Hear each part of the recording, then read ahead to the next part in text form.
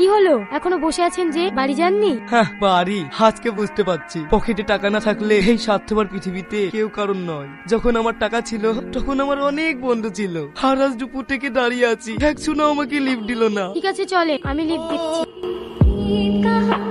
কি ব্যাপার, আপনি আমার বাড়ি কেটে তালা মারছেন কেন? আপনি জানেন না আপনার বাড়ি সিজ হয়ে গেছে? কিন্তু কেন? ব্যাংকের লোন পরিশোধ করতে পারেননি সেই জন্য। যা কথা বলা ব্যাংকে গিয়ে বলবেন। এই রাকেশ, লক কর। আমার সব শেষ হয়ে গেল। শফিক, তোমার কি হলো শফিক? শফিক! অত ভয়ের কিছু নেই, ব্লাড প্রেশার হাই হওয়ার কারণে অজ্ঞান হয়ে গিয়েছিল, ইনজেকশন করে দিয়েছে, আর কিছুক্ষণের মধ্যেই জ্ঞান ফিরে যাবে। ডাক্তার বাবু, কোনো ওষুধ লাগবে নাকি? না না, সেরকম কিছু হয়নি। জ্ঞান ফেরার পর পারলে এক গ্লাস গরম দুধ খাইয়ে দেবেন। আসছি।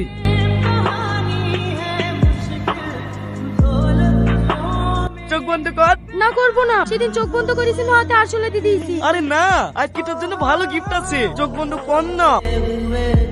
কত সুন্দর রে, কোথা থেকে নিয়ে আসলি? আমাদের ওই পাড়ায় মেলা হয়েছে না, মেলা থেকে কিনে এসছি। এটা তুই আর এটা আমি।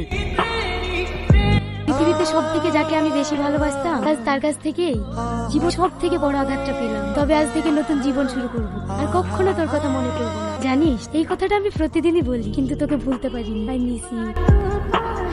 দুধটা খেয়ে নেন। কি হলো, কাছেন কেন? তুই আমাকে এত ভালোবাসিস? কই না তো, কে বললো আপনাকে? কষ্ট দিচ্ছি, তুই যত ইচ্ছে কষ্ট দে।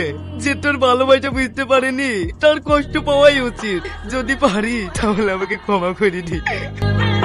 কোথায় যাচ্ছি? এই মিথ্যা শহর আর টাকার দুর্গন্ধ থেকে অনেক দূরে, যেখানে আমাদের ছোটবেলার সুন্দর দিনগুলো কাটিয়েছি। একা যাবি? আমাকে নিয়ে যাবি না?